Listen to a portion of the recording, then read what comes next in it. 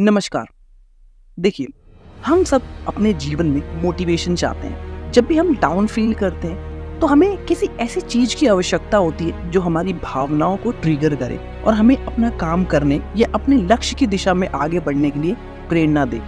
इसलिए जीवन में मोटिवेशन और क्लैरिटी प्राप्त करने के लिए हमें भगवत गीता से जीवन के लाइफ लेसन्स को समझना चाहिए, जिसे अब तक का सबसे महान ग्रंथ माना जाता है।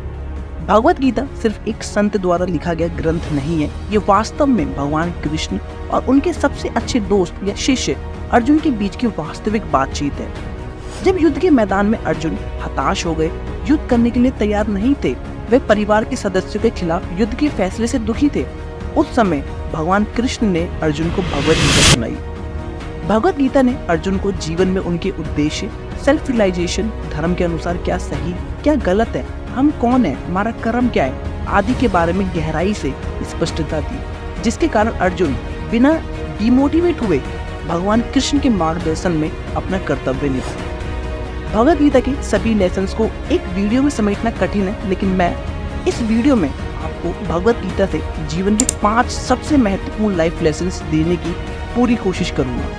इससे आपको आपके वास्तविक उद्देश्य को खोजने और अपने लक्ष्य को प्राप्त करने के लिए जीवन में अधिक स्पष्टता के साथ साथ प्रेरणा भी मिलेगी। तो आइए शुरू करते हैं इस वीडियो को।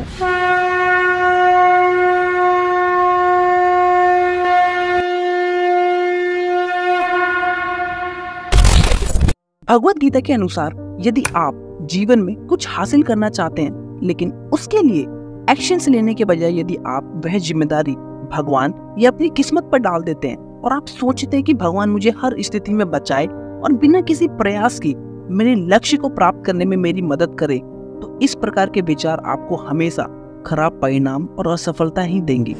ये बिल्कुल वैसा ही है जैसे कि आप गंदा होने के लिए कुछ भी करने की जरूरत नहीं है, बस बैठो और आप गंदे हो जाओगे। लेकिन साफ होने के लिए आपको एक्शंस लेने होंगे, आपको बाथरूम जाना होगा, स्नान करना होगा। ऐसा इसलिए क्योंकि हमारा शरीर लगातार दुनिया के विकारों से लड़ रहा है, और जो व्यक्ति इस लड़ाई में निष्क्रिय हो जाता है, पैरालाइज हो जाता है, वह जीवन के हर पहलू में हारता रहता है। आप जीवन में तभी जीतते हैं या जीवन में किसी भी चुनौती पर विजय पाते हैं यदि आप एक्शंस लेने के लिए तैयार हैं और उस प्रोसेस में अपना 100% देने के लिए रेडी हैं। जीवन की सभी बुरी परिस्थितियों को अच्छी परिस्थितियों में बदलने के लिए आपको कदम उठाने ही होंगे। बिना कदम उठाए आप अपने जीवन में कुछ भी हासिल नहीं कर सकते। इसलिए अभी से अपने लक्ष्य की दिशा में एक्शंस लेना शुरू करें। ये भगवत गीता के सबसे महत्वपूर्ण लेसन्स में से एक है। सेकंड लाइफ लेसन फोकस के बारे में बात करता है। जैसे कि अधिकांश लोग कैसे तय करते हैं कि वे जीवन में क्या हासिल करना चाहते हैं, लेकिन फिर भी वे लक्ष्य तक पहुंचने के रास्ते में आने वाली बाधाओं या डिस्ट्रैक्शंस को पार करने में कभी सक्षम नहीं होते हैं। महाभारत की एक महान कहानी थी जो इस विशेष लेसन पर जोर देती है। महाभारत में द्रोणाचार्य, जो अर्जुन के गुरु हुआ करते थे, जब वे अपने सभी छात्रों को तीरंदाजी सिखा रहे थे तो उन्होंने सबसे कहा कि उन्हें एक पेड़ पर रखी लकड़ी की चिड़िया की आंख पर निशाना लगाना है। फिर वे सभी छात्रों से एक एक करके पूछते हैं कि उन्हें पेड़ पर क्या दिख रहा है। तब कोई कहता है कि उन्हें पेड़ पर बैठी चिड़िया दिख रही है, कोई कहता है कि उसे पेड़ दिख रहा है, कोई कहता है उसमें लगी फल दिख रहे हैं। लेकिन जब गुरु द्रोणाचार्य अर्जुन से पूछते हैं कि उन्हें पेड़ पर क्या दिख रहा है, तब अर्जुन जवाब देते हैं कि मुझे केवल चिड़िया की आंख दिखाई दे रही है और कुछ भी नहीं। ठीक इसी तरह हमें अपने लक्ष्य के रास्ते में कई बाधाएं और डिस्ट्रैक्शंस मिलेंगे जो हमारा ध्यान अननेसेसरी चीजों की ओर मोड़ देंगे। इसलिए आपको पूरे जोश के साथ अपना ध्यान अपने काम में लगाना है कि आपको और कुछ नजर ना आए, और अभी जो काम आप कर रहे हैं बस उसी पर ध्यान केंद्रित करें और अपना उसमें 100% दें। अध्याय 6 श्लोक 5 में भगवान कृष्ण कहते हैं कि जिन्होंने मन को जीत लिया उनके लिए यह उनका मित्र है, लेकिन जो लोग ऐसा करने में असफल होते हैं उनके लिए दिमाग दुश्मन की तरह काम करता है। भगवान कृष्ण ने हमें सलाह दी कि मन पर नियंत्रण रखें, अन्यथा यह आपको नियंत्रित कर लेगा, और यदि मन आपको नियंत्रित करने लगे तो आपका विनाश निश्चित है। यदि आप अपने मन के मालिक नहीं हैं, तो आप अपने मन के गुलाम हैं और आप वही करेंगे जो आपका मन आपसे हर बार कहेगा। इसलिए अपने दिमाग, विशेषकर सबकॉन्शियस माइंड को नियंत्रित करने पर ध्यान केंद्रित करें, क्योंकि ये आपके पूरे जीवन को चलाता है। लेकिन आखिर मन को नियंत्रित कैसे कर सकते हैं? देखिए, ये सवाल अर्जुन के मन में भी आया था जब भगवान कृष्ण अर्जुन को गीता का ज्ञान दे रहे थे। तब अर्जुन भगवान कृष्ण से कहते हैं कि भगवान, आप जो बात मुझे बता रहे हैं वो बिल्कुल सही है कि अपने मन को काबू में करो, अपनी इंद्रियों पर विजय पाओ, लेकिन हम इसे करें कैसे?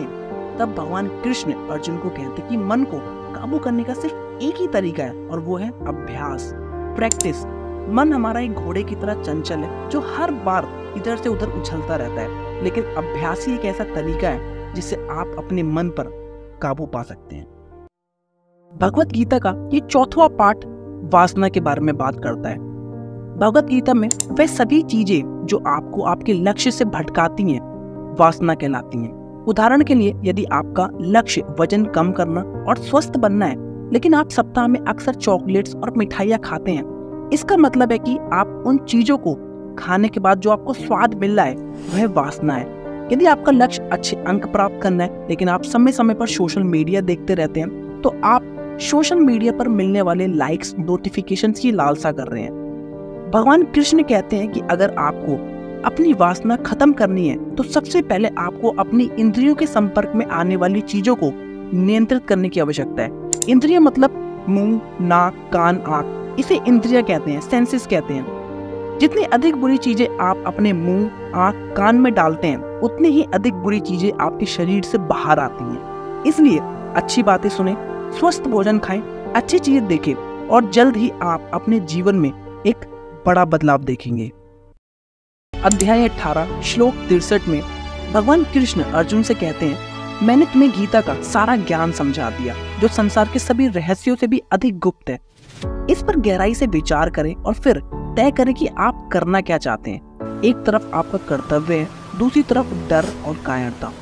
अर्जुन की तरह आपको भी अपने जीवन में कई परिस्थितियों का सामना करना पड़ेगा, लेकिन हर परिस्थिति में आपको हमेशा ये चुनने की आजादी होगी कि क्या करना सही है और क्या गलत। याद रखें कि आपका जीवन आपकी पसंद का परिणाम है। आप अपने जीवन में जो भी विकल्प चुनेंगे उसके संबंधित परिणाम आपके जीवन में सामने आएंगे।